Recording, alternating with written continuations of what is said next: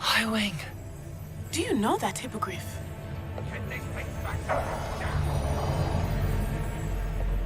Very well.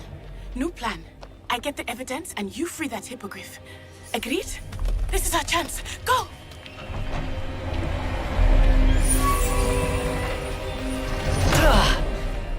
Blasted! There's gotta be another way to get up to the roof. Somewhere. Hello, and welcome to the second issue of the Weekly Prophecy. I'm your host, Magic Maestro, and we're here to recap the latest news from Hogwarts Legacy, the upcoming video game from Warner Brothers and Avalanche Software that puts the player in the shoes of a Hogwarts student. First up, we received the Autodesk presentation that highlighted the numerous programs and people behind the scenes responsible for capturing the story of Hogwarts Legacy.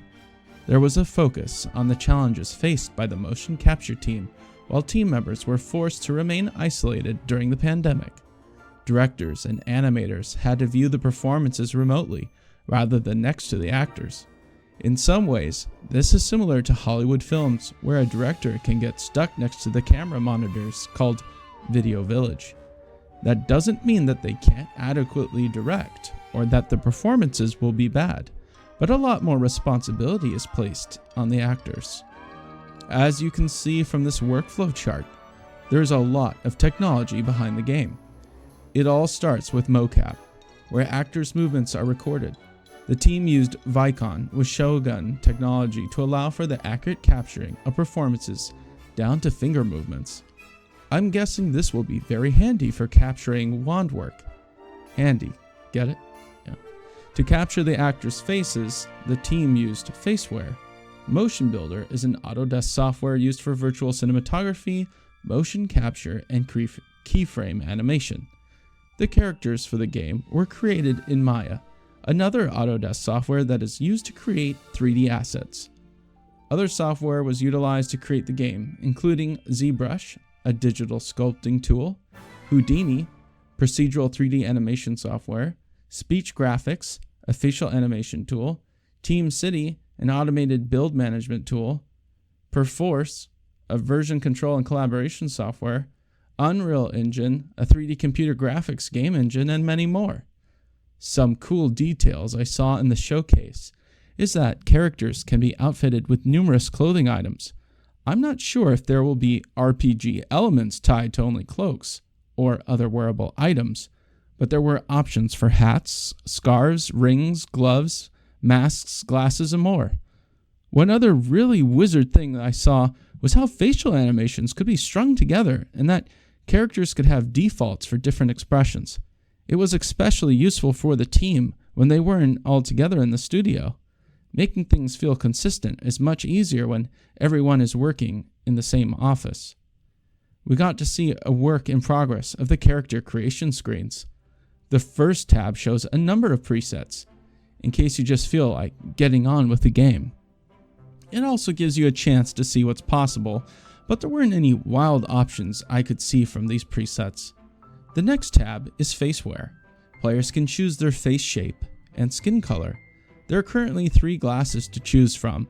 As an eyeglass wearer, I always feel like the eyeglass department is lacking. There should be a spell to fix that. The next tab is Hairstyles. Players can currently choose from 32 different colors.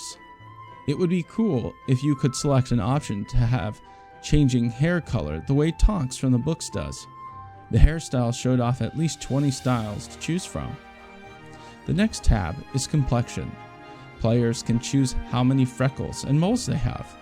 They can also choose from 10 different scar options. It's unclear what the markings option refers to, but it could be tattoos. The next tab is Eyebrows. Players can choose from 25 different eye colors. There are also 32 different eyebrow colors, the same as the number of hair colors. There are 15 different eyebrow shapes to choose from.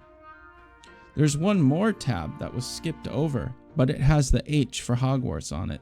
This might be for house selection or starting outfit selection. I was maybe a little surprised that there were no body type sliders. Everyone is similarly sized and there was no voice selector. Of course, this was an earlier build of the game and is subject to change.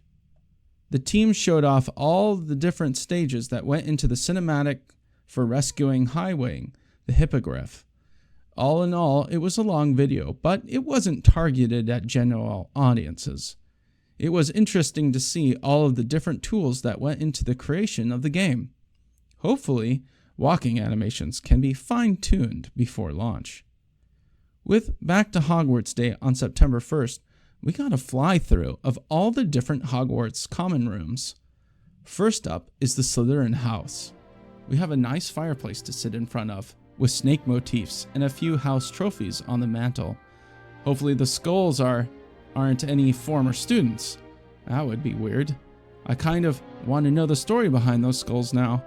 Being down near the castle dungeons, the common room for Slytherin is actually under the surface of the Black Lake, and you can actually see water outside those windows. The entrance is hidden in the wall, and only a Slytherin can enter the door that materializes. It looks like there are couches, skeletons of dead animals, and even a statue of a mermaid in a glass display case. Seeing the chessboard on the table makes me want to sit down for a nice game of real wizard's chess. That's the life. The colors are muted, and the tapestries are beautiful, depicting famous Slytherin witches and wizards. In an alcove among the lamps and candelabras is a statue of Slytherin holding a skull in one hand and a serpent in the other. The next common room is for that of Ravenclaw. We see that it has a much different feel, with a magical harp and sunlight. There's a statue of Rowena. We can see Floo-Flame, a grandfather clock, and an open fireplace. Players can spin the globes, which makes me want to be able to interact with all of the objects. Someone is making an illustration of the castle. The common room is entered by a door with a raven on it that only opens to Ravenclaw students. It almost looks like there is a symbol of the 3 Deathly Hallows on the ceiling, but it's missing the Elder Wand.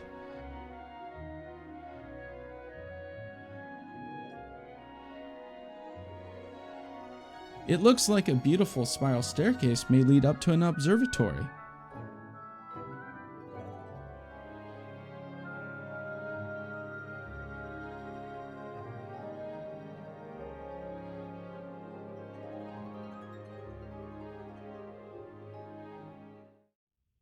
The Hufflepuff common room reminds me of something out of The Lord of the Rings.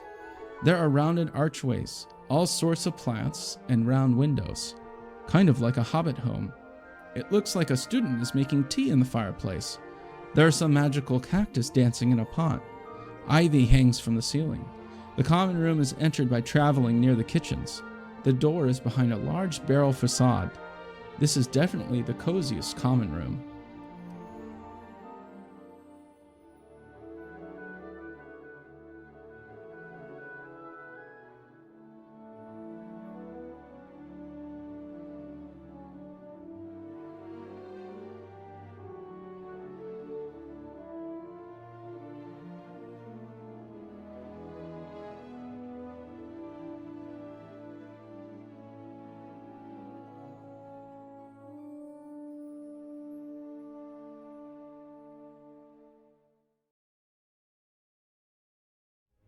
The Gryffindor common room was most seen in the Harry Potter films, but still has transformed itself a few times.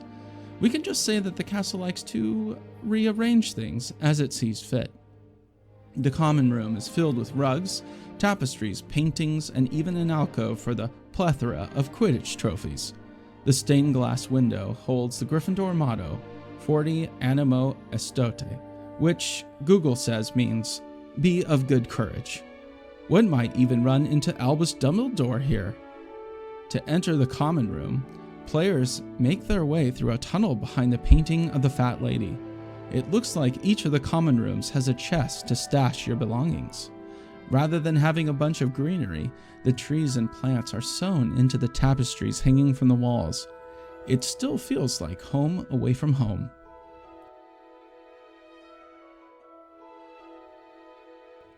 Fans who link their Harry Potter fan club and WB Games accounts to Hogwarts Legacy will be imported into their house with their wand selection and receive the House Fanatic robe and beak skull mask when the game launches.